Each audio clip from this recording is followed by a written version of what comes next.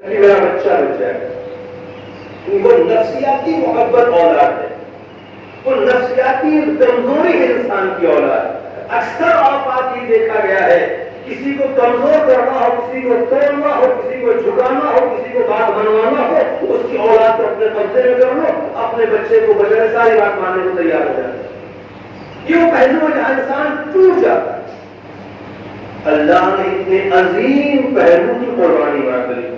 اگر رسول کہہ دوں نفس اور خواہشات اور طلب اور چاہت و محبت کے نقطۂ کمال کی قربانی خدا نے مانگی، اور جناب ابراہیم نے نہ اپنی چاہت کو مقدم کیا، نہ اپنی پسند کو مقدم کیا، نہ اپنی خواہشات کو مقدم کیا۔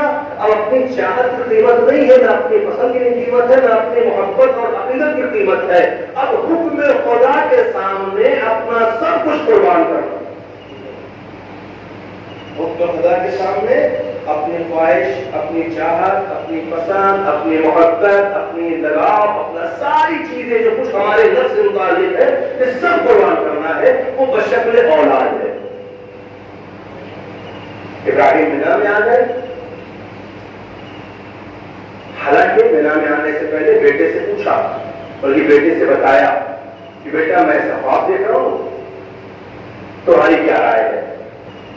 بیٹا بھی اپنے آپ سے ظاہر سی بات ہے، نبی ہے، فرزند نبی ہے، اللہ کا مخلص ہے، اللہ کا اطاعت گزار ہے۔ میں نے جملہ نہیں کہا تھا کہ شاید پوچھنے کے پیچھے مقصد یہ بھی رہا ہو تاکہ دنیا جان جائے کہ نبی کا یہ بیٹا اطاعت گزار بیٹا ہے، نافرمان بیٹا نہیں ہے، ورنہ بیٹا ہونا کمال نہیں ہے۔ تاریخ انبیاء گواہ ہے، جناب نوح کا بھی بیٹا تھا مگر نافرمان تھا، لہذا اہل میں نہیں شمار کیا گیا۔ یہ ابراہیم کا بیٹا ہے مگر فرما بردار ہے، اطاعت گزار ہے، اور یہ منزل ہے کہ اپنی جان قربان کرنے کی بات کی گئی۔ کہ بابا آپ کو جو حکم خدا نے دیا ہے وہ کیجئے، انشاءاللہ مجھے صبر کرنے والوں میں پائیں گے۔ ایک بات اپنے نوجوانوں کو کہنا چاہوں گا، اس واقعے نے ہمیں بتایا کہ لائق بیٹا وہی ہوتا ہے جو اپنے باپ کا مددگار ہو جائے اطاعت پروردگار میں۔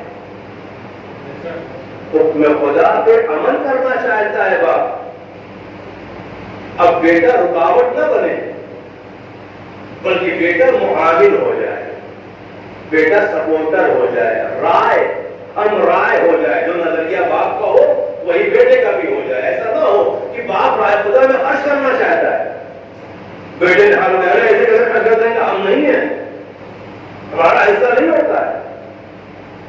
ایک نظریہ یہ ہوگا کہ باپ رائے خدا میں خرچ کرنا چاہتا ہے، بیٹا روک دیتا ہے، مگر ایسے بیٹے نااہل پیدا ہے۔ ایک نظریہ یہ کہ نہیں بابا جو آپ کو خدا نے حکم دیا ہے وہ آپ کیجئے، آپ مجھے صبر کرنے والے۔ بات یہ نہیں تھی کہ بیٹے سے صرف رائے دینی ہے، بات ایک بیٹے کو ہی ذبح کرنا ہے، اسی اولاد کو قتل کرنا ہے، جسے قتل ہونا ہے اس سے رائے دی جائے۔ تمہاری رائے کیا قتل ہونا چاہتے ہو؟ مجھے حکم ہے میں تمہیں قتل کر دوں، کیا تم قتل ہونا چاہتے ہو؟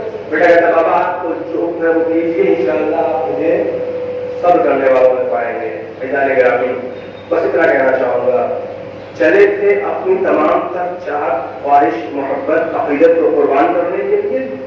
اللہ نے اپنے خلیل کی نیت کو دیکھ لیا، نیت میں کمزوری نہیں تھی، ارادے میں کہیں کوئی ذرا سا لغزش نہیں تھی۔ اب ایک مرحوم نے بھی بیان دیا کہ قربانی جو آپ بنا رہے ہیں، کیونکہ جناب ابراہیم اپنے بیٹے قربان کرنے میں تھوڑا سا ہچکچائے تھے اور اسی لیے اللہ نے قربانی قبول نہیں کی، لہذا اب توبہ اور گناہ ہو گیا، نعوذ باللہ استغفر اللہ۔ آپ لوگ اپنی توبہ کریں، گناہوں کی معافی مانگیں، نہ کہ جانور ذبح کریں۔ بہرحال اس پر میں کمنٹ اس سے قابل کمنٹ سمجھتا ہی نہیں اب تو، کیونکہ وہ انسان کی جسے نبی کے افعال پہ شک ہو، قرآن کی آیتوں پہ شک ہو، وہ اصلاً ہمارے دائرے میں ہے ہی نہیں ہے، اسے زیادہ اہمیت دینے کی ضرورت بھی نہیں ہے۔ میں اتنا کہنا چاہوں گا، یہ سارا اصل والی بات کہنا چاہوں گا، یہ ساری باتیں آپ غور کیجیے گا، نسل کے اعتبار سے، خاندان کے اعتبار سے، عقیدے کے اعتبار سے، ظاہری اعتبار سے آپ کہہ سکتے ہیں کہ وہ اللہ کو مانتا تھا، کلمہ پڑھا ہے اس نے، رسول اللہ کو مانتا تھا، مولا علی کو مانتا ہے، امام حسین کو مانتا ہے، اہل بیت کو مانتا ہے، اور خاندانی اعتبار سے اپنے آپ کو رضوی سید بھی کہتا ہے، سب کچھ ہے ظاہراً، مگر کردار کیا ہو گیا؟ قرآن کی آیات کا مخالف، انبیاء کے افعال پر اعتراض، نتیجہ دائرہ اسلام سے باہر ہو گیا۔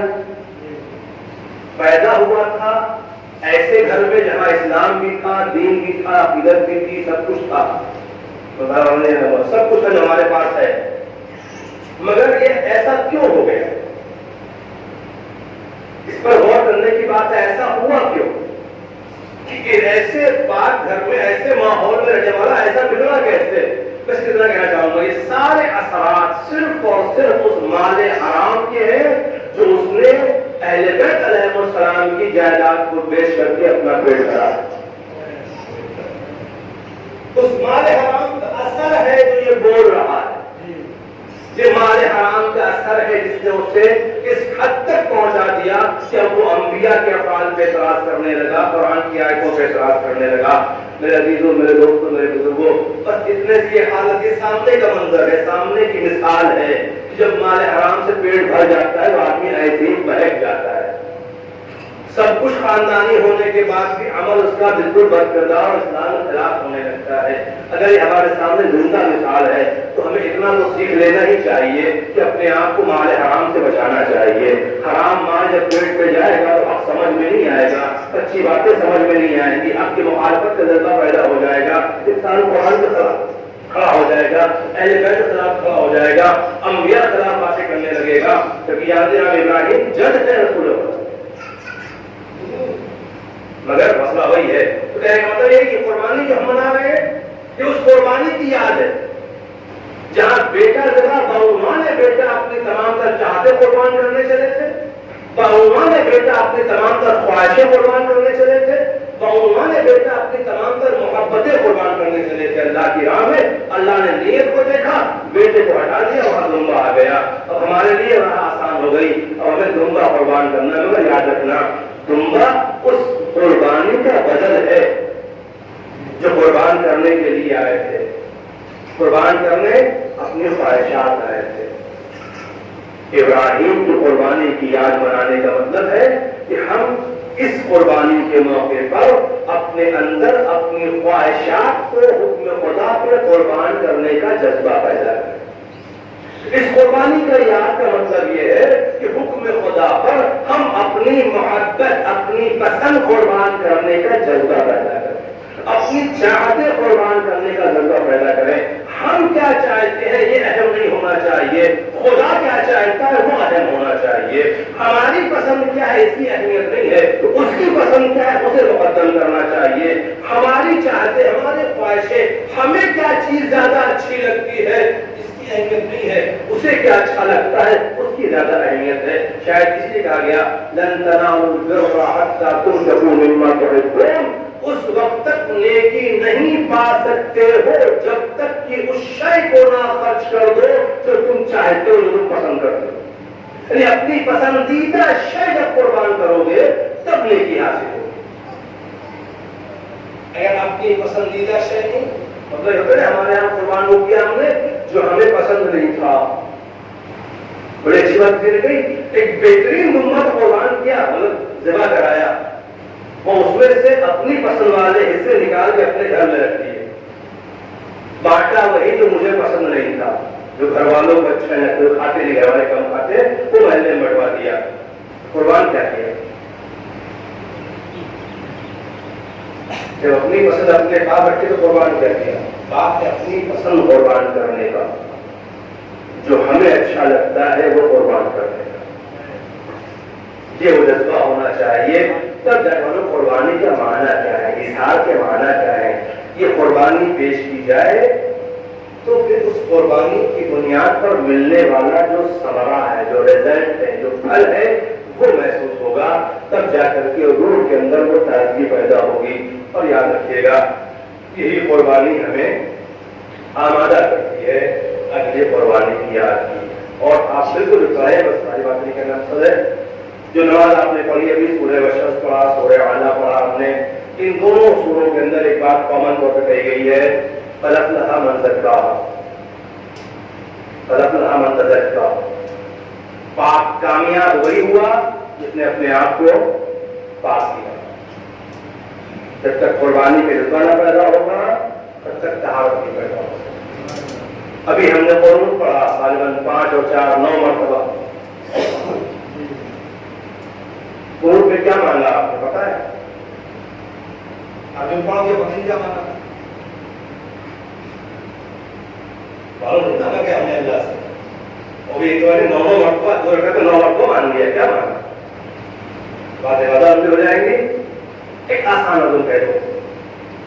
ہم نے سوال کیا پروردگار سے کہ اللہ آج کے اس دن کی برکت سے جسے تم نے عید قرار دیا مسلمانوں کے لیے اور اہل بیت کے لیے ذکر و شرف ہوتا ہے, کیا صلوات ہو اہل بیت پر, وَأَن تُدْخِلْنِي فِي كُلِّ خَيْرٍ أَدْخَلْتَ فِيهِ مُحَمَّدًا آلَ مُحَمَّد.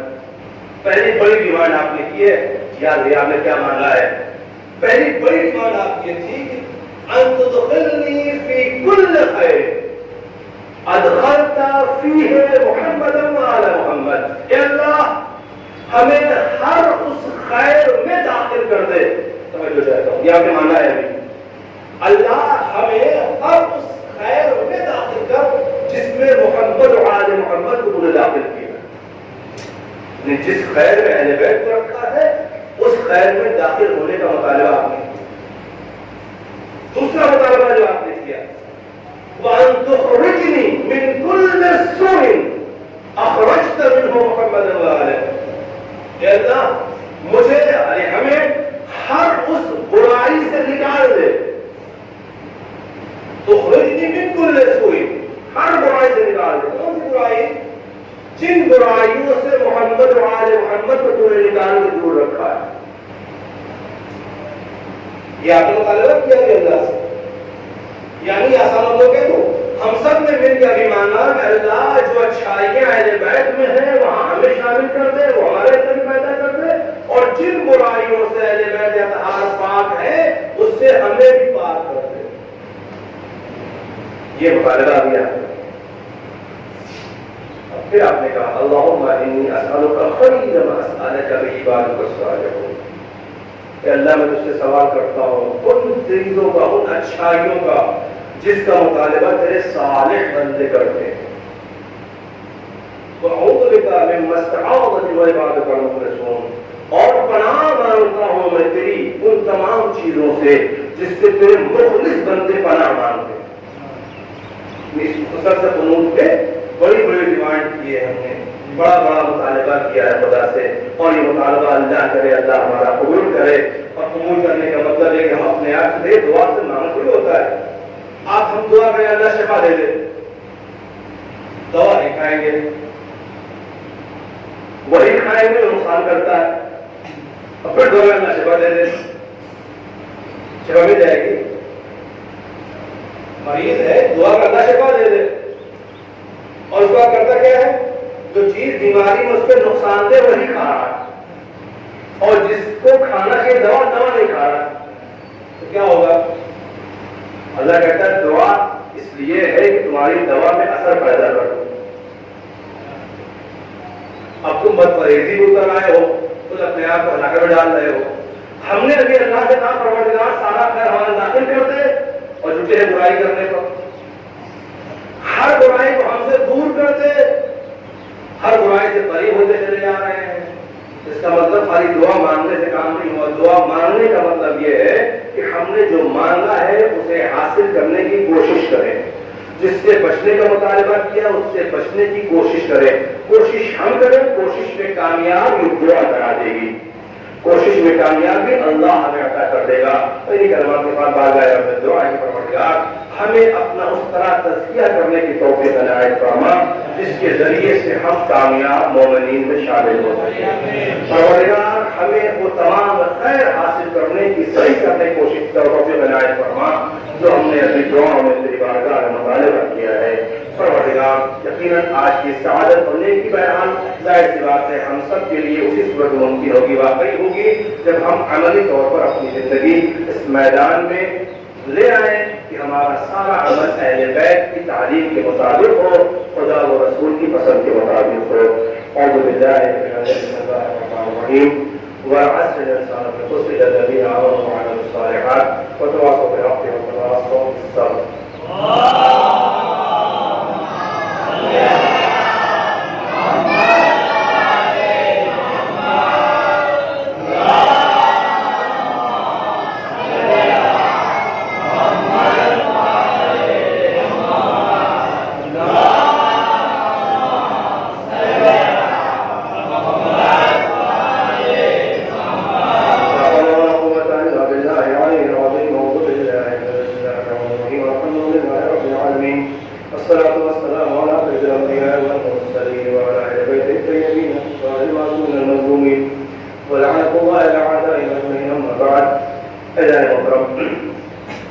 بہرحال یہ قربان پوری کائنات کے اندر اس کی یاد بنائی جا رہی ہے اور تمام عالم اسلام اس وقت مصروف ہے قربانیوں میں۔ یقیناً میں نے پہلے کہا صحبت میں کہ قربانی فقط جانور تک محدود نہ رہ جائے بلکہ یہ قربانی ہمیں اپنے خواہشات بیجا خواہشات غلط چاہتے ہیں اور اطاعت رب سے دور کرنے والے افعال قربان کرنے کا حوصلہ عنایت کریں۔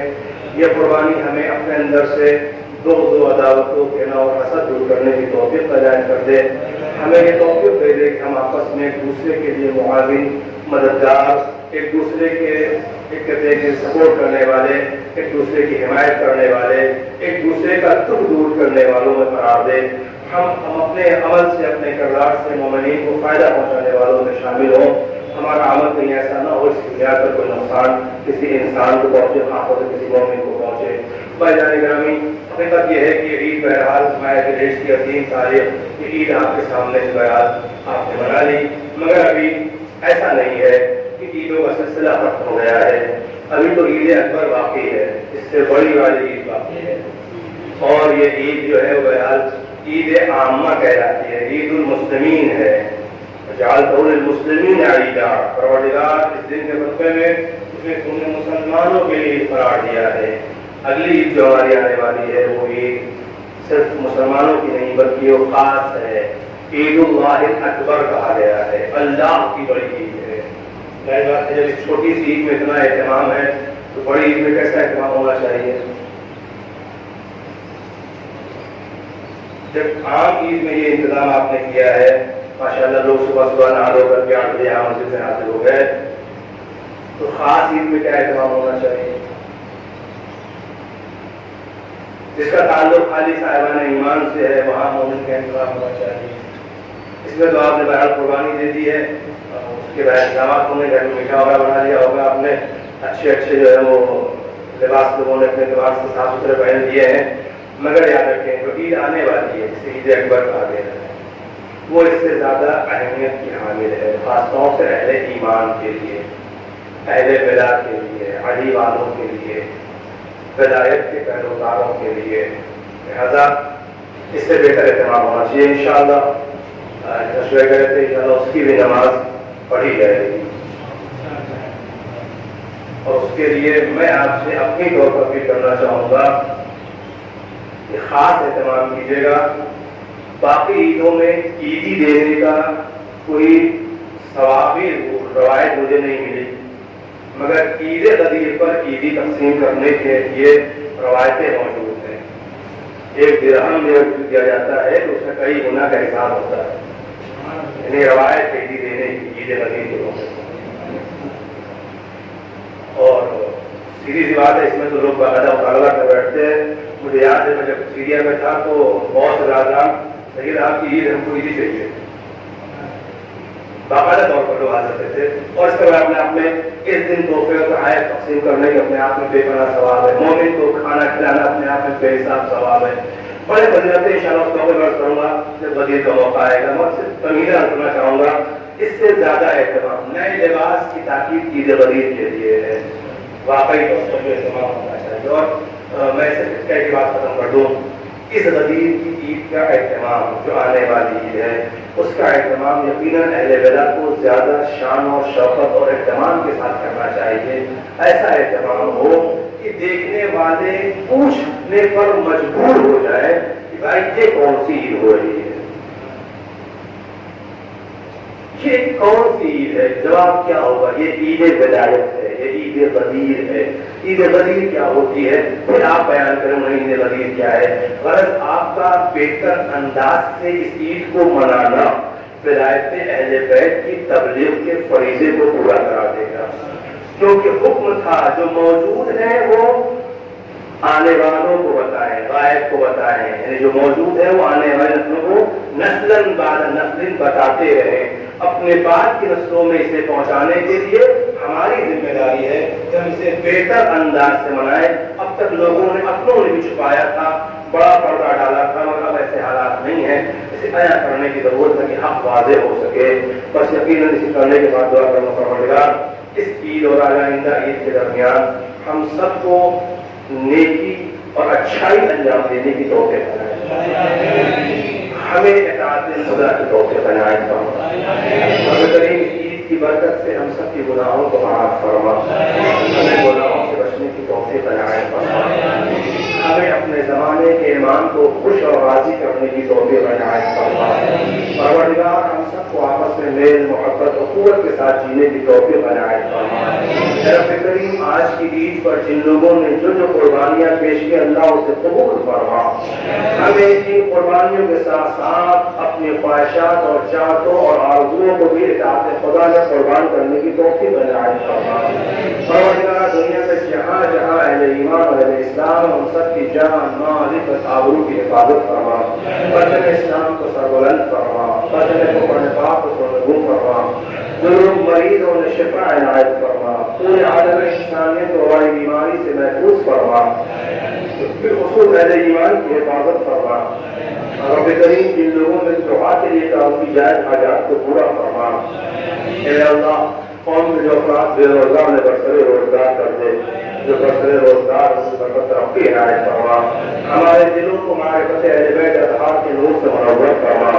ہمارے قلوب کو نور علم سے منور فرما. ہمارے تمام مقامات مقدسہ کی حفاظت فرما. بزرگوں کا سایہ ہمارے سروں پر تعدیل قائم فرما. اور ہمارے تمام مراجع اعظام کی حفاظت فرما. کریم ائمہ بقی شہباز زہرا کے روضے کی تعمیر کے اسباب فراہم فرما. اے میرے اللہ فرزند زہرا منتقل خون حسین امام حسن کے ظہور میں تعظیم فرما. ہم سب کو امام کے اوار میں شمار فرما. ربنا تقبل منا انك انت السميع العليم. ان الله وملائكته يصلون على النبي يا ايها الذين امنوا صلوا عليه وسلموا تسليما.